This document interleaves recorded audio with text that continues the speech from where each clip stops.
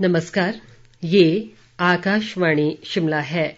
अब आप पूनम शर्मा से प्रादेशिक समाचार सुनिए।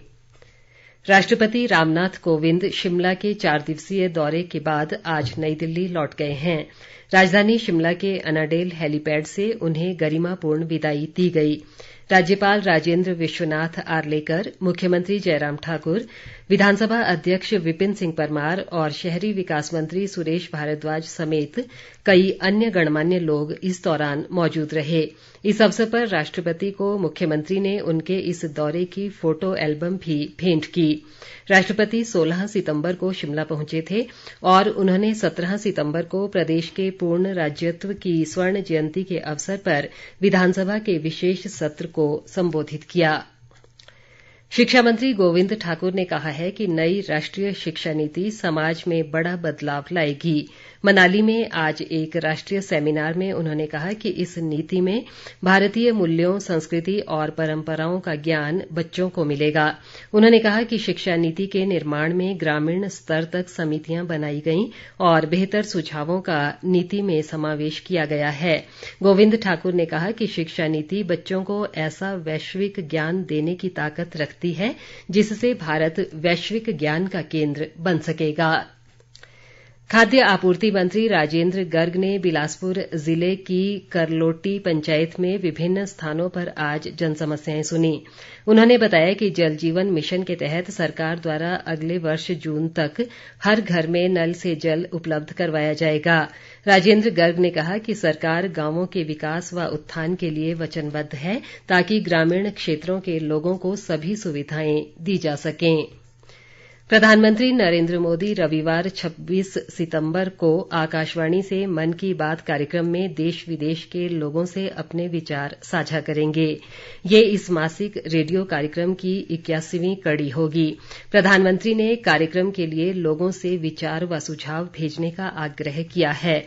लोग अपने विचार नमो ऐप या माई गॉव ओपन फोरम पर साझा कर सकते हैं। वे टोल फ्री नंबर 1800117800 पर फोन कर हिंदी या अंग्रेजी में प्रधानमंत्री के लिए संदेश रिकॉर्ड भी करवा सकते हैं। इसके लिए फोन लाइन 24 सितंबर तक खुली रहेंगी।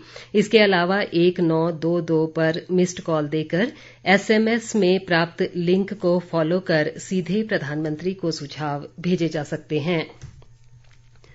मुख्यमंत्री जयराम ठाकुर कल मंडी जिले के 1 दिवसीय दौरे पर रहेंगे। इस दौरान वे बल्ह विधानसभा क्षेत्र में करोड़ों रुपए की विकास परियोजनाओं के उद्घाटन व शिलान्यास करेंगे। एक सरकारी प्रवक्ता के अनुसार मुख्यमंत्री का गागल और रिवाल्सर में जनसभाओं को संबोधित करने का भी कार्यक्रम है। कांग्रेस विधायक विक्रमादित्य सिंह ने कहा है कि वे शिमला ग्रामीण को आदर्श निर्वाचन क्षेत्र बनाने को प्रयासरत हैं। शिमला के उपनगर टूटू में आज जनसुनवाई के दौरान उन्होंने कहा कि इस निर्वाचन क्षेत्र का एक समान विकास और लोगों की समस्याओं को दूर करना उनका एकमात्र लक्ष्य है। उन्होंने कहा कि कांग्रेस सत्ता में आते ही इस क्षेत्र में अधूरे पड़े विकास कार्यों को पूरा करेगी। आज़ादी के अमृत महोत्सव व फिट इंडिया का संदेश देने के लिए लाहौल घाटी में तांदी से घोषाल के बीच MTB स्टेट साइकिल चैंपियनशिप का आयोजन किया गया। नेहरू युवा केंद्र व लाहौल साइकिल एसोसिएशन द्वारा आयोजित इस स्पर्धा में 60 प्रतिभागी शामिल हुए। नेहरू युवा केंद्र के उपनिदेशक राम सिंह थॉमस ने प्रतियोगिता का शुभारंभ किया। इस प्रतियोगिता में पहले, दूसरे व तीसरे स्थान पर रहे प्रतिभागी अगले माह पुणे में होने वाली राष्ट्रीय स्तर की प्रतियोगिता में भाग लेंगे। इस बीच प्रधानमंत्री के फिट इंडिया के सपने को साकार करने के लिए चंबा में दिव्यांग युवाओं की क्रिकेट प्रतियोगिता करवाई गई। इसमें जिले भर से दिव्यांग खिलाड़ियों ने भाग लिया।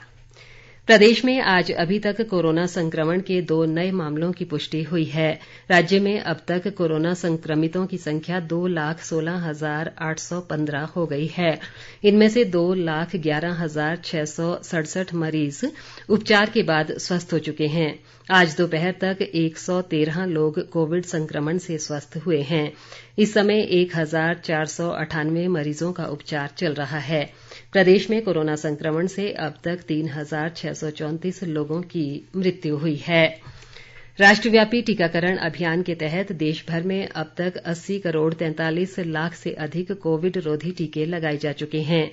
केंद्रीय स्वास्थ्य मंत्रालय ने बताया कि पिछले 24 घंटों में 85,42,000 टीके लगाए गए। मंत्रालय ने बताया कि पिछले 24 घंटों के दौरान 38,945 कोविड रोगी स्वस्थ हुए। स्वस्थ होने की राष्ट्रीय दर 97.68% हो गई है। अब तक 3 करोड़ 26 लाख से अधिक लोग कोविड से ठीक हुए हैं। इसी के साथ ये समाचार बुलेटिन समाप्त हुआ। नमस्कार।